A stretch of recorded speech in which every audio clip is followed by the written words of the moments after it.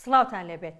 پاش زیاتر لە دەیەک سووریا گەڕایەوە نێو هۆڵە گەورەکەی کۆمکاری عەرەبی کە لە بەهاری 2011 و هاوکات لەگەر سەرهەردانی خۆپیشاندان و ناڕەزایەتیەکانی ئەو وڵاتەدا بەشداریکردنی لێ قەدەغە کرابوو. 12 ساڵ بوو هیچ کەسێک لەسەر کورسیەکەی سووریا لە کۆمکاری عەرەبی دانەنیشت بوو، بەڵام چی دیکە کورسیەکە چۆڵ نابێت و سووریا گەڕایەوە نێو کۆمکارەکە. ئەمڕۆ جەمال ڕۆژدی گوتەبێژی کۆمکاری عەرەبی ڕایگەیان وەزیرەکانی دەرەوەی وڵاتانی کۆمکاری عەرەبی لە قاهیرە ڕێککەوتون لەسەر گەڕانەوەی سووریا بۆ کۆمکارەکە. خۆپیشاندانەکان و شەڕی ناوخۆی گروپە جیاوازەکانی سووریا لە 2011 وای کرد کۆمکاری عەرەبی ئەندامێتی سووریا هەڵپەسێرێت، جگەلەوەش لەو کاتەدا سزای سیاسی و ئابووری بەسەردا سەپان. ئەو وڵاتانی دەبنە ئەندام لە کۆمکاری عەرەبی پشتیوانی ئەندامانی کۆمکارەکە بەدەست دەهێنن بۆ پاراستنی سەروەری خاکەکەی و بەرژەوەندیەکانی. ڕەنگە ئەم هەواڵە بۆ سووریا و هاوپەیمانەکانی دڵخۆشکەر بێت، بەڵام بەهێزبوونی سووریا پێدەچێت بازیانی ڕۆژاوای کوردستان بشکێتەوە. بۆ پێی حکوومەتی سووریا لەگەڵ ئیدارەی ڕۆژاوا کۆک نییە و دەسەڵاتەکەشی پێ قبوڵ نییە.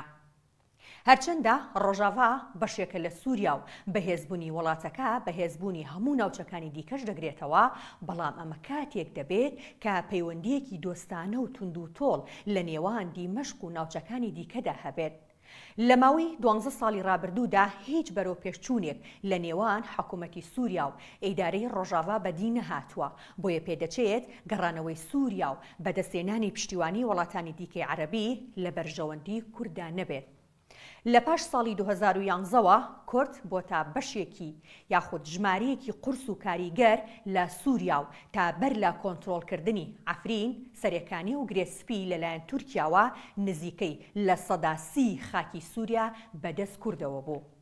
ڕۆژاوای کوردستان سیستەمێکی بەڕێوەبردنی تایبەت بە خۆی هەیە و لە سەرشێوازی هەرێم و کانتۆن بەڕێوە دەبرێت.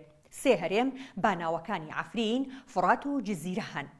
هەرچەندە ئێستا بەشێکی زۆری هەرێمی عەفرین لەلایەن تورکیا و گروپەکانی ئۆپۆزیسیۆنی سووریاوە دەستی بەسەردا گیراوە. لە نێو هەر هەرێمێکیشدا 2 کانتۆن هەیە و لە نێو هەر کانتۆنێکیشدا چەندین شار و شارۆچکە هەن.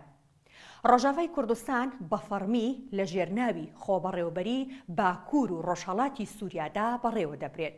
داوای لامەرکەزی بۆ سەرجەم ناوچەکانی دیکەی سووریاش دەکات، بەڵام هێشتا حکوومەتی سووریا دانی بە سیستەمی خۆبەڕێوەبەرێدیدا نەناوە. لە مانگی ڕابردوودا خۆبەڕێوەبەری باکوور و ڕۆژهەڵاتی سووریا دەستپێشخەرێکی بۆ چارەسەری قەیرانی 12 ساڵەی سووریا ڕاگەیاند. دەستپێشخەرەکە لە بەرامبەر کۆبوونەوە چوارقۆڵەکانی سووریا، ئێران، تورکیا و ڕووسیادا ڕاگەیەنرا کە بڕیارە جارێکی دیکە ئەو وڵاتانە ڕۆژی چوارشەممەی داهاتوو لە مۆسکۆ کۆ ببنەوە.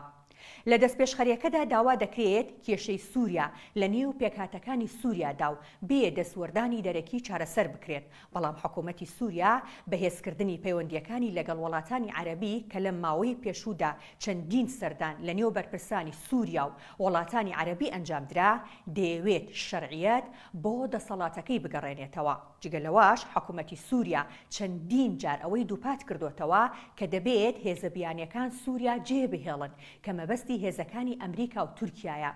دیمەشق لەبەر 2 هۆکار پێداگری لەسەر ئەم هەڵوێستەی دەکات. هۆکاری یەکەم ئەوەیە کە ئەمریکا پشتیوانی لە هێزەکانی سووریای دیموکرات یاخود هەسەدە دەکات کە کورد پێکهاتەی سەرەکی هێزەکەیە. ئەمریکا وەکو هاوپەیمانی خۆی هەسەدە دەبینێت و بە هەموو شێوەیەک پشتگیری دەکات و تاوەکو ئەمریکا لەم پشتگیریە بەهێزە بەردەوام بێت، ڕژێمی سووریا ناتوانێت لە ڕێگەی شەڕەوە دەست بەسەر ناوچەکانی ژێر کۆنتڕۆڵی هەسەدەدا بگرێت.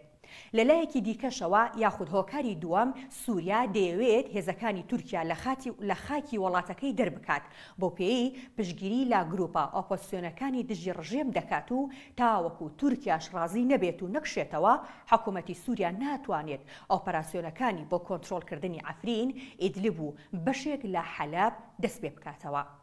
خواتان لەگەڵ.